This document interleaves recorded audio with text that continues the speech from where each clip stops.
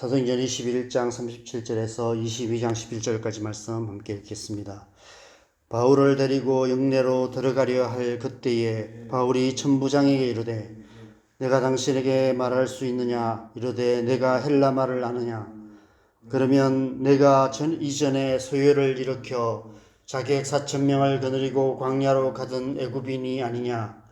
바울이 이르되 나는 유대인이라 소업이 아닌 길리기아 다소시의 시민이니 청컨대 백성에게 말하기를 허락하라 하니 천부장이 허락하거늘 바울이 청대 위에 서서 백성에게 손짓하여 매우 조용히 한 후에 히브리 말로 말하니라. 부형들아, 내가 지금 여러분 앞에서 변명하는 말을 들으라. 그들이 그가 히브리 말로 말함을 듣고 더욱 조용한지라. 이어 이르되 나는 유대인으로 길리기아 다소에서 났고 이 성에서 자라 가말리엘의 문화에서 우리 조상들의 율법에 엄한 교훈을 받았고 오늘 너희 모든 사람처럼 하나님께 대하여 열심히 있는 자라. 내가 이 돌을 박해하여 사람을 죽이기까지 하고 남녀를 결박하여 옥에 넘겼노니 이어 대제사장과 모든 장로들이 내 증인이라. 또 내가 그들에게서 다메섹 형제들에게 가는 공문을 받아 가지고 거기 있는 자들도 결박하여 예루살렘으로 끌어다가 형벌받게 하려고 하더니 가는 중 다메섹에 가까이 갔을 때에 오정쯤 되어 호련히 하늘로부터 큰 빛이 나를 둘러 비치매 내가 땅에 엎드러져서 들으니 소리 있어 이르되 사울아 사울아 네가 왜 나를 박해하느냐 하시거늘 내가 대답하되 주님 누구시니까 하니 이르시되 나는 내가 박해하는 나사렛 예수라 하시더라. 나와 함께 있는 사람들이 빛은 보면서도 나에게 말씀하시는 이의 소리는 듣지 못하더라. 내가 이르되 주님 무엇을 하리까? 주께서 이르시되 일어나 다메섹으로 들어가라. 네가 해야 할 모든 것을 거기서 누가 이르리라 하시거늘 나는 그 빛의 광채로 말미암아 볼 수 없게 되었으므로 나와 함께 있는 사람들의 손에 끌려 다메섹에 들어갔노라. 아멘. 창세로부터 지금까지 이 땅을 살았던 수많은 사람들 가운데 사도 바울만큼 극적인 삶을 산 사람도 많지 않을 것입니다. 그는 오늘 본문에서 간증하는 것처럼 엄격한 율법주의자로 태어나 바리새인 중에 바리새인으로 예수 그리스도의 복음을 박해하는 데 앞장섰던 사람이었습니다. 그러다 다메섹으로 가는 길에 예수님을 만나고 예수님의 부르심을 받음으로 극적으로 변화되었습니다. 그날 이후 그는 완전히 반대 방향의 삶을 살기 시작했습니다. 이방인의 사도로 생명을 걸고 땅끝까지 복음을 전하는 삶을 살았습니다. 그가 복음을 전하며 복음을 위해 당한 고난이 얼마나 극한 고난이었는지 그 일부를 살짝 얘기한 본문이 있습니다. 고린도후서 11장 23절에서 27절입니다. 내가 수고를 넘치도록 하고 옥에 갇히기도 더 많이 하고 매도 수없이 맞고 여러 번 죽을 뻔하였으니 유대인들에게 40에 하나 감한 매를 5번 맞았으며 3번 태장으로 맞고 1번 돌로 맞고 3번 파선하고 1주야를 깊은 바다에서 지냈으며 여러 번 여행하면서 강의 위험과 강도의 위험과 동족의 위험과 이방인의 위험과 시내의 위험과 광야의 위험과 바다의 위험과 거짓 형제의 위험을 당하고 또 수고하며 애쓰고 여러 번 자지 못하고 줄이며 목마르고 굶고 춥고 헐벗었노라. 아마 사도 바울이 겪은 이런 고난을 자세히 기록하여 자서전으로 썼다면 성경만큼이나 두꺼운 책이 되었을 것입니다. 아마 사도 바울 전집으로 해서 아마 몇십 권의 전집이 생겼을 것입니다. 어제 본문에서 사도 바울은 예루살렘으로 올라온 지 일주일도 채 되지 않아서 종교적 광기에 사로잡힌 수많은 유대인들에 둘러싸여 폭행을 당했습니다. 오래전 스데반을 돌로 쳐 죽였던 유대인들이 사도 바울도 그렇게 죽이려 했던 것 같습니다. 결정적인 순간에 로마 군대 천부장의 개입으로 극적으로 생명을 건지게 되었습니다. 아마 고린도후서 11장에서 말씀하신 이 수많은 죽을 고비들 가운데 한 번이 아니었을까 생각합니다. 이러한 순간에 이런 하나님의 극적인 개입으로 사도 바울을 생명을 건져주셨던 그런 이야기들을 하고 있는 것입니다. 그런데 오늘 본문을 보면 그런 이 극적인 상황을 그냥 흘러보내지 않고 늘 그래왔던 것처럼 오히려 복음을 전할 기회로 삼고 있습니다. 22절 말씀에서 그는 히브리 말로 유대인들을 향하여 자신이 어떻게 예수님을 만났는지를 간증하고 있습니다. 그래서 22장 말씀이 그 사도 바울의 간증으로 시작되고 있습니다. 가만 생각하면 참 아이러니한 상황입니다. 자기를 죽이려는 동족들로부터 이방 군대인 로마 군대의 보호를 받는 가운데 자기를 죽이려는 동족을 향해 복음을 전하고 있는 것입니다. 이방인의 사도가 이방인 군대의 보호를 받으며 유대인들에게 복음을 전하는 아이러니한 상황이 연출되고 있는 것입니다. 이 순간만큼은 로마 군대가 복음의 수호자가 되고 있었던 것입니다. 그런데 왜 이 상황에서 사도 바울은 설교가 아니라 간증을 하는 것일까요? 그들도 자신처럼 극적인 변화를 받기 원하는 마음 때문이 아니었을까 생각됩니다. 많은 사람들이 간증을 하는 이유는 그 간증을 통해서 그 간증을 듣는 사람들 또한 그렇게 주님을 만나기를 원하는 마음 때문에 간증을 하는 것이 아닐까 생각합니다. 저도 가끔 설교 때나 강의 때 혹은 성도님들과 개인적인 만남을 갖거나 모임을 인도할 때 제 삶의 가장 극적인 터닝 포인트가 되었던 간증을 여러 번 했습니다. 사도행전에는 사도 바울의 회심 이야기가 3번 기록되어 있는데 저는 수십 번도 더 간증을 했던 것 같습니다. 한 가지 마음이었습니다. 저의 간증을 통해 그들도 예수님을 그렇게 만나기를 원하는, 인격적으로 만나기 원하는 그런 마음 때문에 때로 간증을 했던 것 같습니다. 사도 바울 역시 그런 마음으로 간증을 하고 있는 것입니다. 그는 지금 집단 폭행을 당해서 만신창이가 되어버린 극한 상황 속에서도 자신을 죽이려 돌을 던졌던 자들에게 자신의 극적인 체험에 대해 간증하기 시작합니다. 그들의 모습 속에서 그 옛날 예수님을 만나기 전 자신의 모습을 보았기 때문입니다.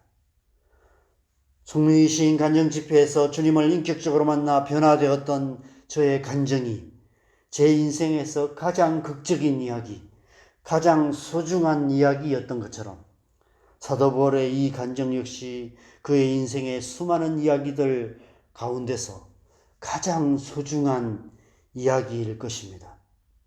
자신이 예수님을 만남으로 극적으로 변화되었듯이 그들 역시 그렇게 변화되기를 원하는 마음으로 자신의 인생에서 가장 소중한 이야기를 그들에게 들려주고 있는 것입니다. 복음은 가장 귀한 것, 가장 소중한 것을 주는 것입니다. 하나님께서 가장 귀한 자기 아들을 아끼지 아니하시고 우리를 위해 내어주셨습니다. 예수님께서는 천하보다 귀한 자신의 생명을 대속제물로 기꺼이 내어주셨습니다. 성령님께서는 자기 자신을 우리에게 온전히 내어주셔서 지금도 우리 안에 거하고 계십니다. 이것이 바로 복음입니다. 복음은 가장 귀한 이야기입니다. 복음은 생명보다 귀한 이야기입니다. 생명보다 귀하기 때문에 기꺼이 생명을 걸 수 있는 것입니다. 그래서 사도 바울은 지금 생명을 걸고 자기의 가장 소중한 이야기, 곧 복음을 전하고 있는 것입니다. 자신의 생명을 빼앗으려는 자들에게 스스로 생명보다 귀하다고 고백했던 하나님의 은혜의 복음을 전해주고 있는 것입니다. 생명을 걸고 생명보다 귀한 복음을 전하고 있는 것입니다. 저는 이 말씀을 묵상하면서 오늘날 우리는 복음의 가치를 너무 얕잡아 보고 있는 것이 아닐까 하는 생각이 들었습니다. 특별히 오늘날 우리는 종교의 자유가 충분히 보장되는 자유민주주의 국가인 대한민국에서 수많은 교회 십자가에 둘려 살아가고 있습니다. 인터넷에 떠도는 서울의 야경 사진들 가운데 빨간 십자가가 숲을 이루고 있는 사진이 있습니다. 오늘날 흔해 빠진 게 교회라는 생각이 들 정도입니다. 생명보다 귀한 복음이란 말이 어떤 의미인지 결코 알 수 없는 영적인 현실을 우리는 살아가고 있습니다. 그러나 시간을 조금만 거슬러 올라가 이 땅에 어떻게 복음이 들어왔는지를 생각해 보면 그 말의 의미를 쉽게 알 수 있습니다. 서울에 있는 양화진 선교사 묘원에 가보시면 생명을 걸고 생명보다 귀한 복음을 들고 이 땅에 오셨던 수많은 선교사님들이 계셨음을 알 수 있습니다. 멀리 갈 것도 없이 마산현동에 있는 경남선교 120주년 기념관만 가도 생명을 걸고 이 땅에 오셔서 생명보다 귀한 복음을 이 경남 땅에 전해준 호주 선교사님들의 이야기를 접할 수 있습니다. 더 가까이는 일제강점기 때 신사참배를 거부하며 생명을 걸고 신앙을 지켰던 순교자 주기철 목사님 기념관도 있습니다. 6.25 때 공산주의자들에 의해 순교했던 순교자들을 기념하는 순교지들도 전국 곳곳에 많이 있습니다. 우리 자신이 주님을 가장 인격적으로 만났던 그때도 생각해보면 그때는 정말 복음이 생명보다 귀했던 것 같습니다. 생명보다 귀한 복음을 들었고 그 복음에 생명을 걸고 믿었던 그런 때가 우리에게도 있었지 않았을까 생각됩니다. 그런데 우리는 지금 그런 생명보다 귀한 복음의 가치를 잃어버리고 있는 것 같습니다. 우리가 지금 생명을 걸지 않고도 생명보다 귀한 복음을 듣고 자유롭게 신앙생활을 할 수 있는 것은, 그래서 오히려 생명보다 귀한 복음의 가치를 하찮게 여기며 살아갈 수 있는 것은 오늘 본문의 사도 바울처럼 생명보다 귀한 복음을 우리에게 전해주기 위해 생명을 걸고 이 땅에 오셨던 수많은 선교사님들과 생명을 걸고 신앙을 지켰던 우리 앞세대들이 계셨기 때문입니다. 지금은 우리가 그 사실을 다시 기억해야 할 때인 것 같습니다.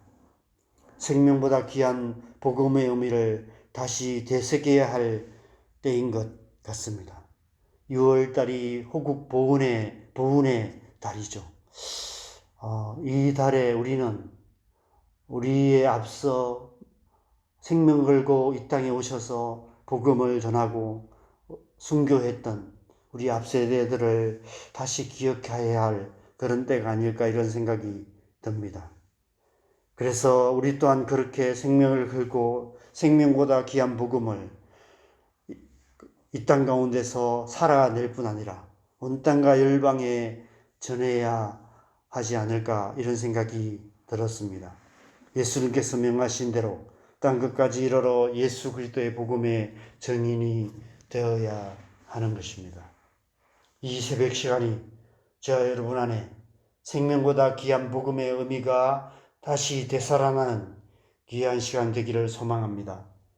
성령께서 우리 마음에 생명보다 귀한 복음의 의미를 되새겨 주셔서 이 마지막 시대에 우리에게 주신 사명을 끝까지 잘 감당해 가는 저와 여러분 되시기를, 우리 교회 되기를 주님의 이름으로 간절히 축원합니다. 함께 기도하겠습니다. 이 새벽에 우리가 다시 한번 주님의 은혜를 구하면서 기도하십시다.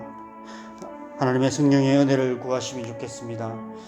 우리 또한 그렇게 처음 주님을 만났을 때 정말 복음을 생명보다 귀하게 여겼고, 그렇게 정말 주님을 위해서 생명까지 걸 만큼 그렇게 열심히 주님을 섬겼던 때가 우리 또한 있었습니다. 우리 앞 세대들은 우리보다 더 그렇게 생명을 걸고 주님의 복음을 전했던 그런 세대들이 있었습니다.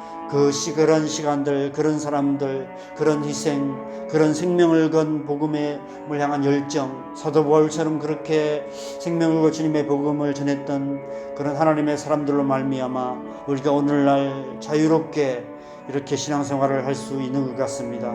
그렇지만 우리가 이런 시대에 그 복음의 가치를, 생명보다 귀한 복음의 가치를 하찮게 여기며 살아가고 있는 우리의 모습들을 보게 됩니다. 다시 한번 우리의 심령 가운데 정말 생명보다 귀한 복음의 그 의미들을 다시 한번 되새겨 주셔서 우리의 삶을 통해 그 복음을 살아낼 뿐 아니라 또 우리의 삶을 통해서 우리의 가정 가운데, 우리의 이웃들 가운데 복음을 전하고 온 땅과 열방 가운데 복음을 전하는 그런 삶 살아갈 수 있도록, 우리 교회 그런 교회 될 수 있도록 성령의 은혜를 구하며, 또 온 땅과 열방 가운데 선교하시는 선교사님들 가운데 다시 한번 또 이 은혜가 임하여서 온 땅과 열방 가운데 하나님 나라가 선포되는 역사가 일어날 수 있도록 함께 기도하셨으면 좋겠습니다. 같이 기도하겠습니다.